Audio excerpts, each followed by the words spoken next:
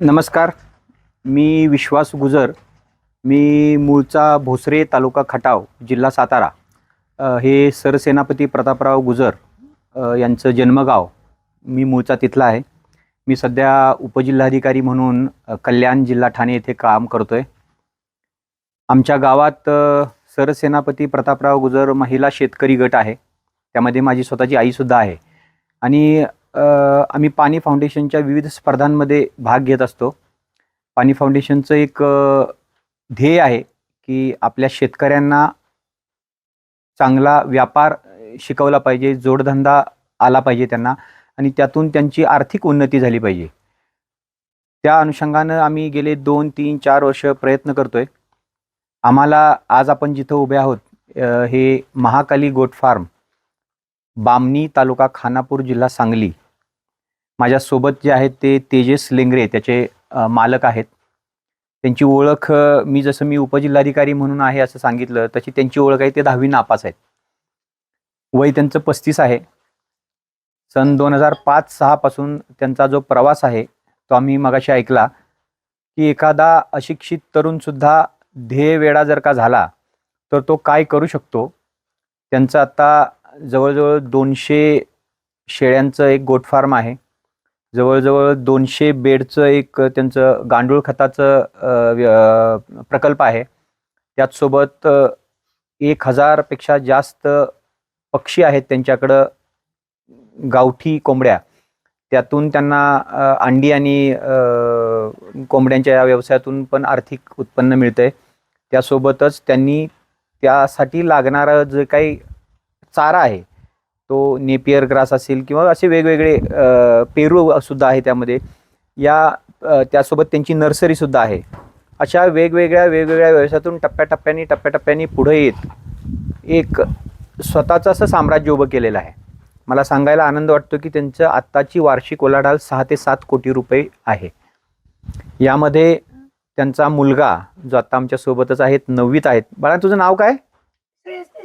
श्रेयस त्याचं नाव आहे. तो 9वीत असला तरी वडिलांच्या खांद्याला खांदा लावून त्यांची बऱ्यापैकी जबाबदारी तो सांभाळतोय. म्हणजे ज्या वेळेला एक आपला घरातली व्यक्ती सोबत असते त्यावेळेला एखादा विश्वासू माणूस जर का सोबत असेल तर आपण कुठंतरी एखाद्या ठिकाणी जायचं म्हटलं तर ते जाऊ शकतो. आणि त्याला पर्याय म्हणून आपण दुसरा माणूस आपला घरातला जर का असेल तर व्यवसायात अजूनही चांगली वृद्धी येते असं मला वाटतं. आणि एवढं बघून खूप बरं वाटलं.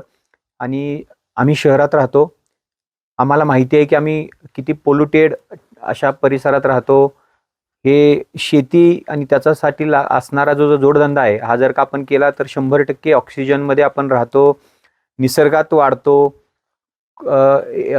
ऑर्गॅनिक चांगलं खाद्य मिळतं आपल्याला. खाणं एकदम त्याला आपण नैसर्गिक खाणं जे आहे ते चांगलं आहे. त्याच्यामुळं आपली तब्येत चांगली राहते. आणि मला वाटतं की निसर्गाच्या सान्निध्यात राहिल्यानंतर आपलं मनही एकदम निर्मळ असं राहतं. या निमित्तानं इकडे येण्याचा एक खूप चांगला फायदा असा झाला की आम्हाला ज्या पद्धतीनं व्यवसाय करायचा, आम्ही सुरुवातीला असं विचार केला होता की दुग्ध व्यवसायात काहीतरी सुरुवात करूया. मग दूध व्यवसायाचे फायदे तोटे करत असताना असं लक्षात आलं की गोट फार्मिंगमध्ये जास्त फायदा आहे. गोट फार्मिंग करत असताना इतर काही जोडधंदे आहेत ते आता इथं आल्यानंतर लक्षात आलं. तर आम्ही करताना एखादी म्हणजे ज्याला आमचा कामाचं स्वरूप असं असतं की आम्ही काम करायचं म्हणलं तर लगेच सुरुवात करत नाही कधी. त्याला 50-60% वेळ जर का द्यायचा असेल तर तो प्लॅनिंगला देतो आणि मग एकदा सुरुवात केली की आम्ही थांबत नाही.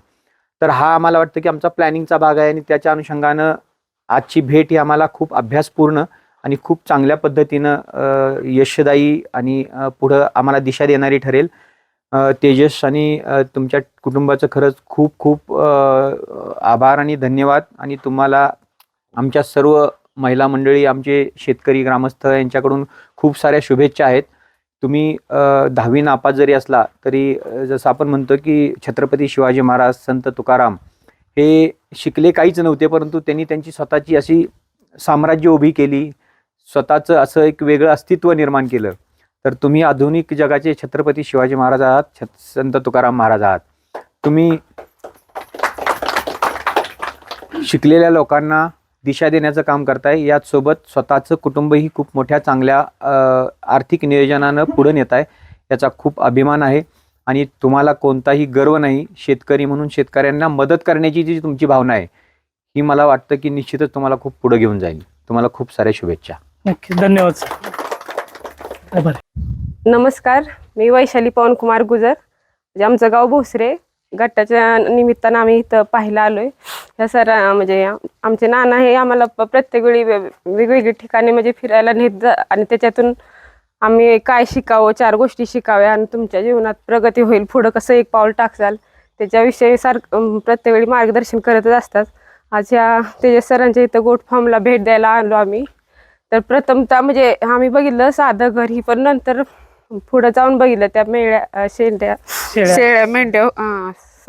शेळ्या असतील, कोंबड्या असतील, खत असेल, त्यांची पिल्लं देशी कोंबड्या एवढ्या मोठ्या प्रमाणात. आणि म्हणजे विहीर तिथं बाजूला विहिरी पण बघितल्या सगळ्या.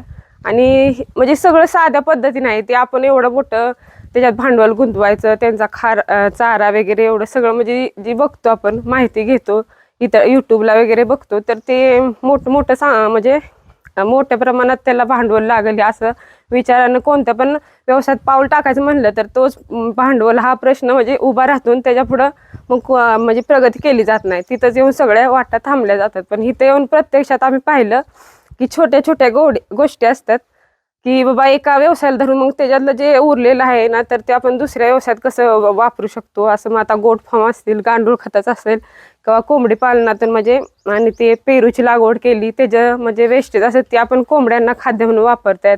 आणि हे जे चारा व्यवस्थापन वेगवेगळे चारे बनवतात. म्हणजे आता नानांनी पण भरपूर खूप सांगितलं, म्हणजे खूप छान पद्धतीने आणि हे आपण करण्यासारखं आहे.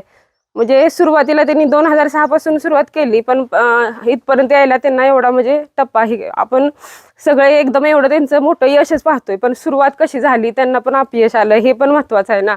म्हणून न थांबता जर ह्यांच्याकडून म्हणजे आम्हाला खूप प्रेरणा तर मिळाली, पण आम्ही पण असं प्रयत्न करू आणि ह्यांचं नंतर आम्ही फोन नंबर वगैरे घेऊ. सर आम्हाला मार्गदर्शन करा तुम्ही.